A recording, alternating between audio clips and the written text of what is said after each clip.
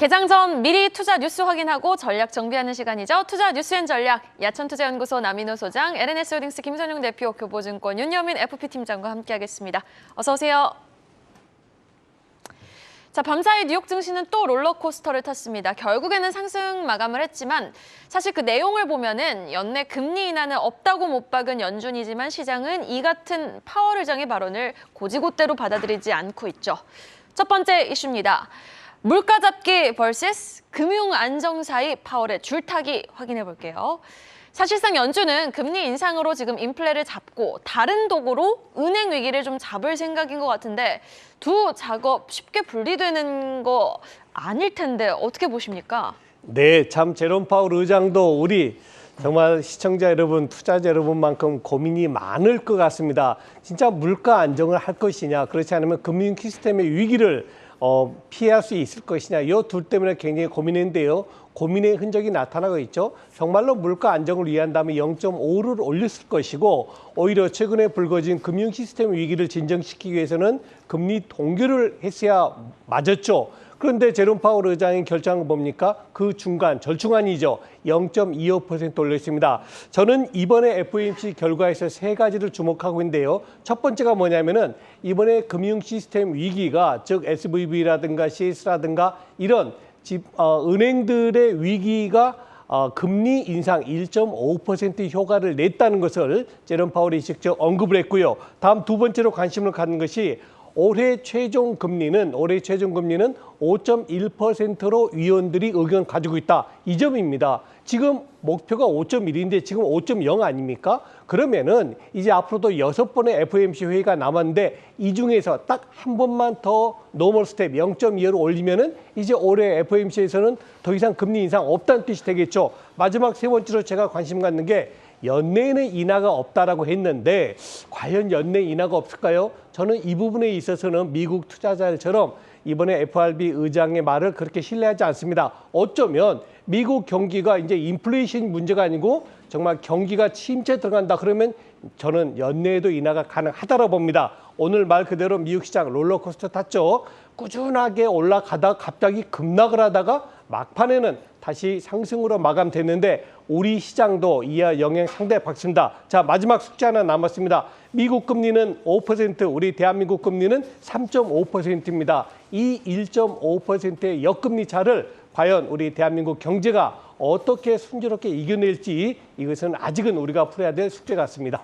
네, 알겠습니다. 일단 뭐 밤사이 뉴욕 증시 상승은 상승이었고 또 반도체 중심의 상승이 나오기는 했지만은 변동성이 크다는 부분, 여전히 지금 호황제 사이에서 갈피를 잡지 못하고 있다는 부분은 우리가 계속해서 뉴스 플로우를 추적해 보면서 주시해 볼 필요가 있어 보입니다. 자, 이렇게 대외적인 불확실성에 방향성을 잡지 못하고 있는 시장, 최근에 가는 종목만 넘어가고 있죠. 오늘도 에코프로를 비롯 2차 전지 관련주들의 상승이 예상됩니다. 이어지는 기사는요. 에코프로와 중국 GM과 손잡고 전구체 공장을 짓는 SK온 확인해 볼게요. 지금 세 회사가 함께 손을 잡고 1조 원을 들여서 새만금의 공장을 짓는다고요? 네, 맞습니다. SK온이 에코프로 그리고 중국의 GM 등 국내외 파트사들과 함께 참여한 GM 코리아 뉴 에너지 머티리얼스가 새만금의 배터리 핵심 소재인 생산 시설을 건립한다라고 이제 어제 밝혔습니다.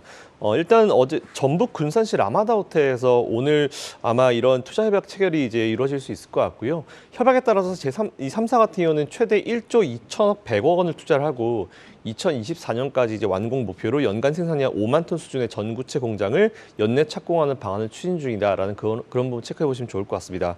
3사가 뭐 새만금을 선정한 이유는 뭐 여러분 잘 아시겠지만 뭐 지원 정책 그리고 이제 보조금 혜택이 좀 있고요. 그리고 이제 수출입 관련 내륙 운송 그리고 해운 등 물류 인프라를 이제 비롯해서 다양한 운영상의 이점을 고려해서 이제 이곳을 결정한 것이다라고 좀 보시면 될 것 같습니다.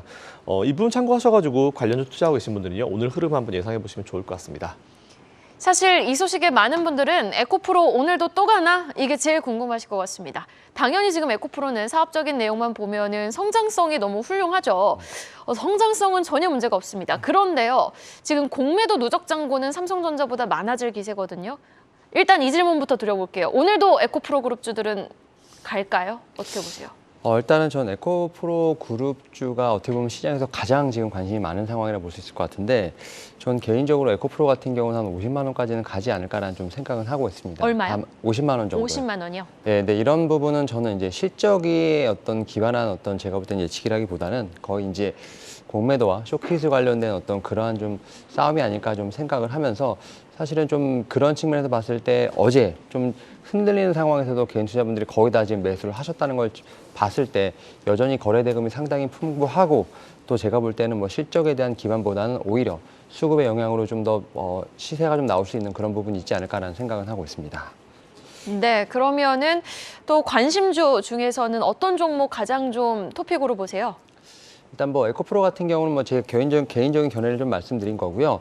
일단은 뭐 이제 시장을 보게 되면 일단 뭐 양극재를 좀 중심으로 봐야 되지 않을까 좀 생각을 하고 있는데 양극재 같은 경우는 지금 뭐 에코프로 BM, 코스모 신소재, 그다음에 포스코 케미칼을 이제 좀 순서들에서 먼저 이제 좀 신고가 흐름이 좀 나왔다라고 볼 수 있을 것 같습니다. 좀 어제 그리고 이제 가장 좀 늦게 좀 발동이 걸린 게 지금 LNF라 볼 수 있을 것 같은데 LNF 정도만 지금 전고점을 넘어가지 않은 어제 뭐 시세가 나오긴 했습니다만 좀 그런 상황이기 때문에 오히려 이제 돌파 매매가 좀 가능하신 분들 같은 경우는 LNF가 제가 볼 때는 양극재 쪽에서는 그래도 좀 픽을 할 수 있는 어떤 종목이 아닐까 좀 생각을 하고 있고 다만 저는 이제 제가 좀 봤을 때 좀 안전하게 좀 매매할 수 있는 그래도 2000지 쪽에서 좀 안전하게 매매할 수 있는 종목 쪽 같은 경우는 뭐 CNT 도전자 쪽에서 뭐 나노신소라든지 뭐 대주전자 재료가 좀 눈에 띈다고 볼 수 있을 것 같습니다. 그리고 최근에 이제 OLED 관련돼서 좀 얘기가 좀 올라오고 있는 상황이기 때문에 OLED 소재랑도 좀 엮여 있는 종목이 이제 솔루스 첨단 소재라고 볼 수 있을 것 같은데 오히려 좀 상당히 좀 밑에서 좀 쉬고 있는 종목들 같은 경우가 오히려 대주전자 재료나 이제 솔루스 첨단 소재이기 때문에 오히려 지금 2차 전지 쪽에서 시세가 상당히 분출되고 있는 섹터 쪽에서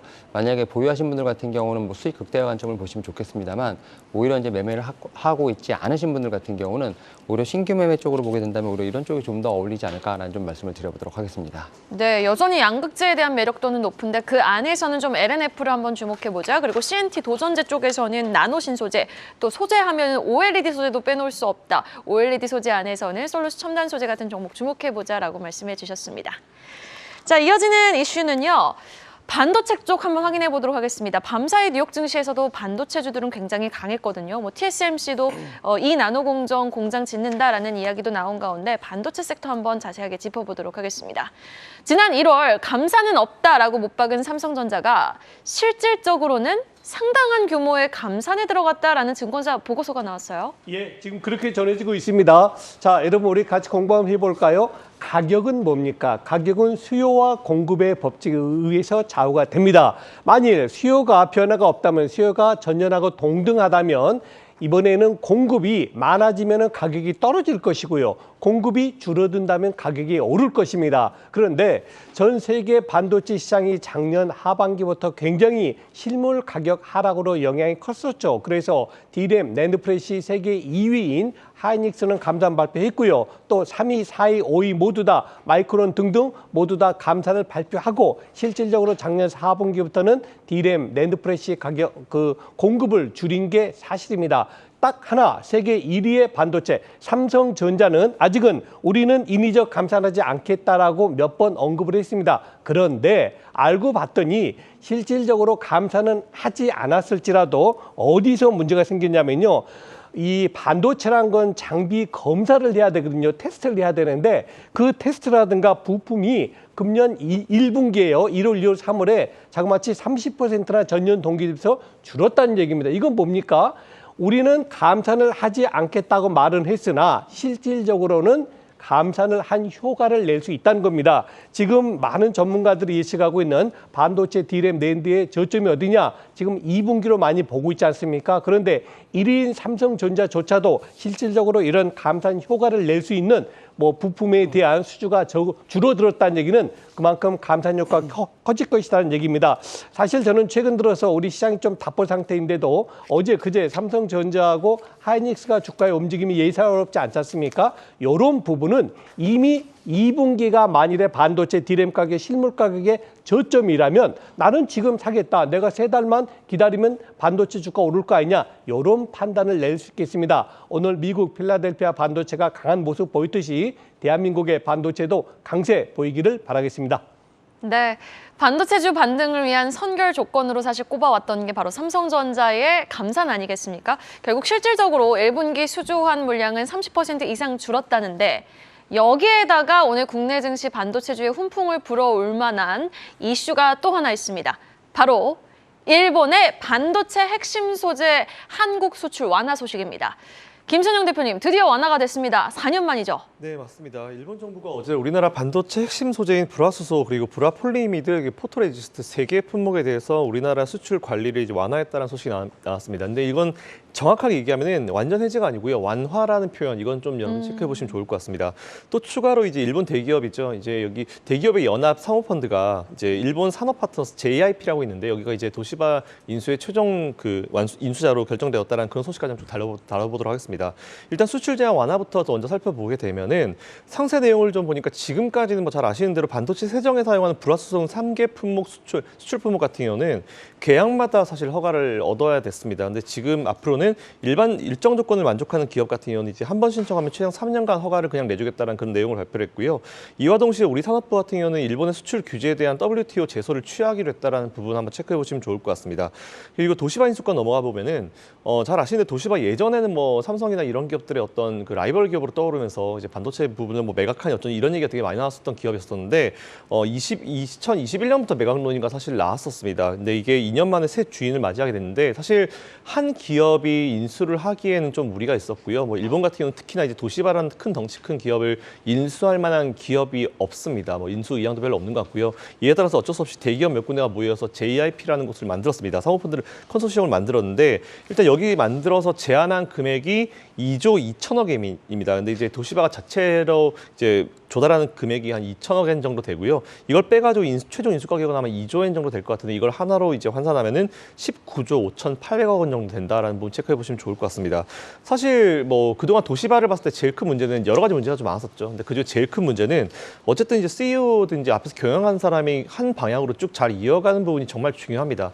근데 이제 경영 방향 자체가 항상 계속 바뀌어왔기 때문에 이대로면 이건 뭐 방향을 잃은 게 아니고 뭐 배가 앞으로 가다 뒤로 가다가 돌고 막 옆으로 굴리고 온갖 어떤 액션이 다 나왔었는데 이 부분이 앞으로 해결이 되겠죠. 근데 이게 사실은 컨소시엄이고 몇 군데가 또 합쳐져서 이제 이런 인수를 한 거기 때문에 사공이 많다라는 표현을 쓸 수도 있을 것 같습니다. 이에 따라서 앞으로 경영 방향이 한 곳으로 갈지 안 갈지는 좀 지켜봐야 될 것 같고요. 뭐 한 기업이 인수했다라고 하면 또 방향성이 나오겠지만 이게 여러 군데가 나온 거기 때문에 각자의 어떤 이익에 따라 가지고 경영 방향이 어떻게 갈지 한번 지켜보시면 좋을 것 같습니다. 뭐 앞으로 예전의 이미지를 찾을지 한번 지켜보시면 좋을 것 같고요. 또 관계사들 한번 체크해 보시면서 투자해 보시면 좋을 것 같다는 의견 드리겠습니다. 네, 일본 대기업연합군의 도시바 인수 확정 소식까지 짚어봤고요. 자, 반도체 얘기로 한번 다시 돌아와봐서 삼성의 이렇게 실질적 감산, 또 일본의 수출 제한 해제, AI 열풍에 따른 반도체 수요 증가 기대감, 여기에다가 지금 K칩스법까지 이제 기재 소위를 통과한 건데 반도체는 꽃길만 이제 걸으면 되는 건가 싶거든요. 어떤 종목, 어떤 섹터에 또 반도체 안에서도 좀 주목을 해보면 좋을까요?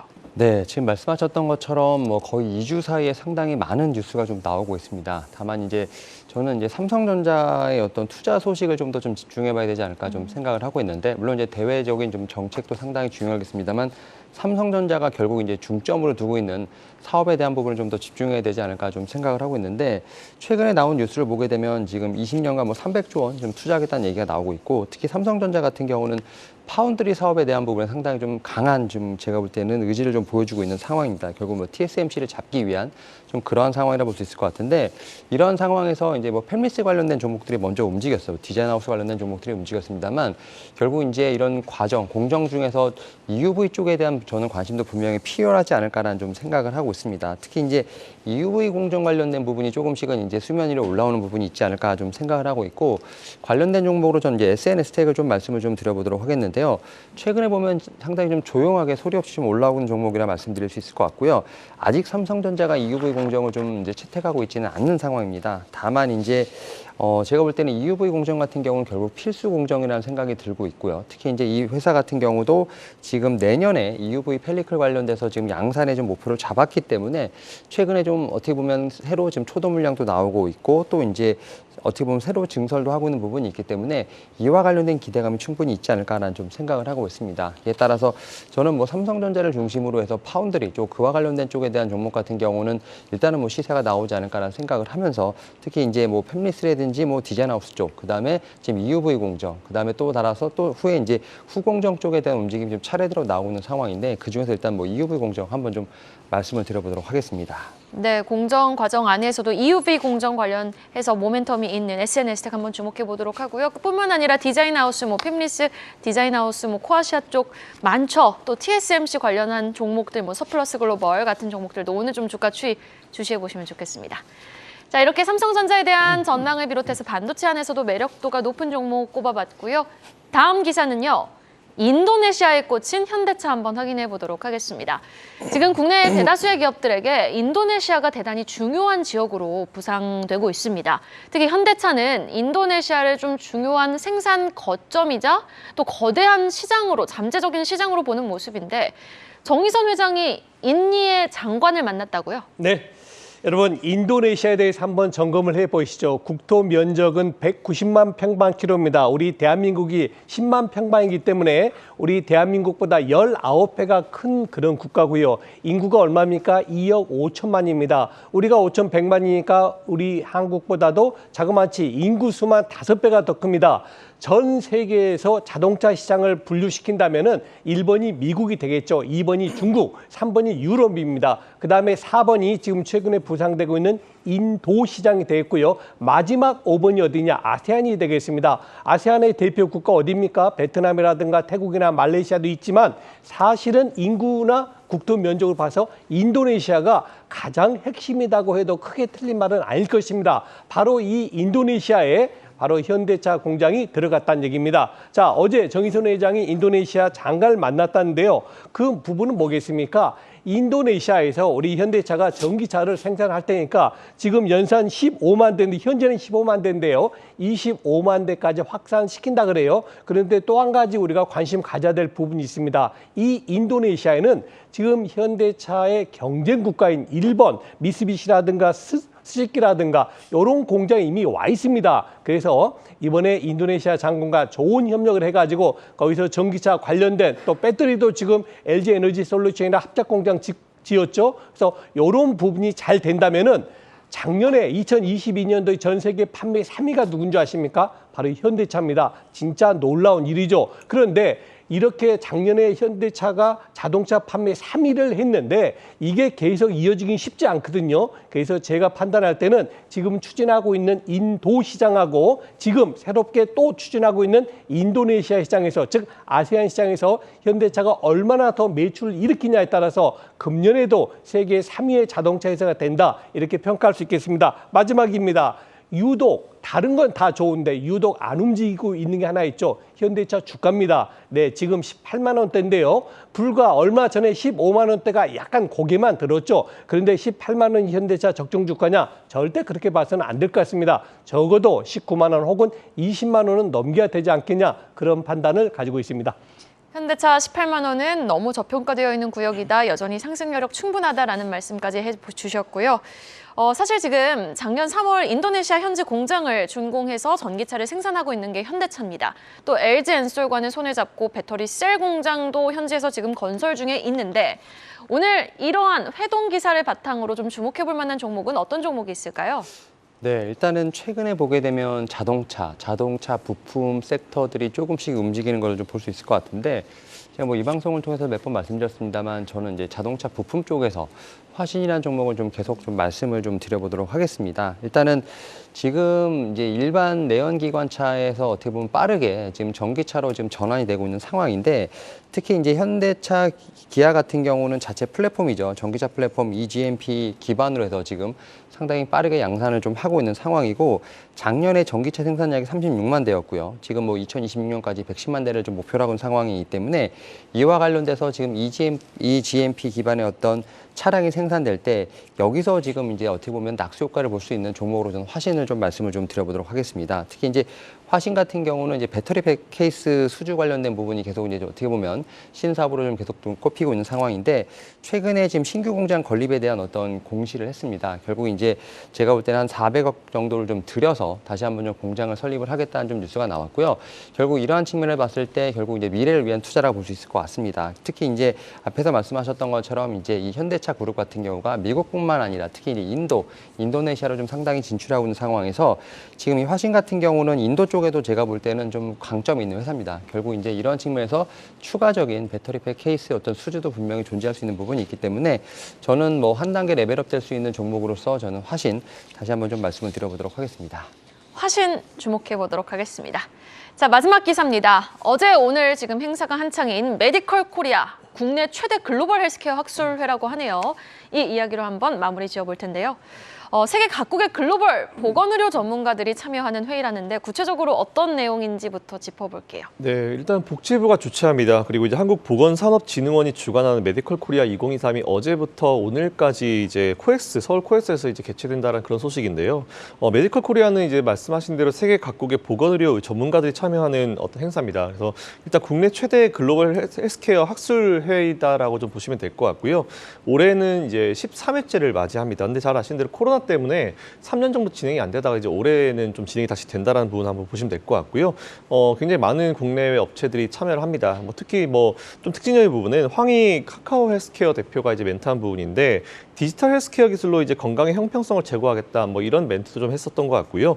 또한 최근에 이제 비올이나 레이나 디알텍 등 의료기기 업체들이 최근에 실적이 굉장히 좋습니다. 최근에 나란히 사상 최대 실적을 발표한 중이니까 아무래도 좀 관련 지어서 좀 생각을 해볼 필요가 좀 있을 것 같고요.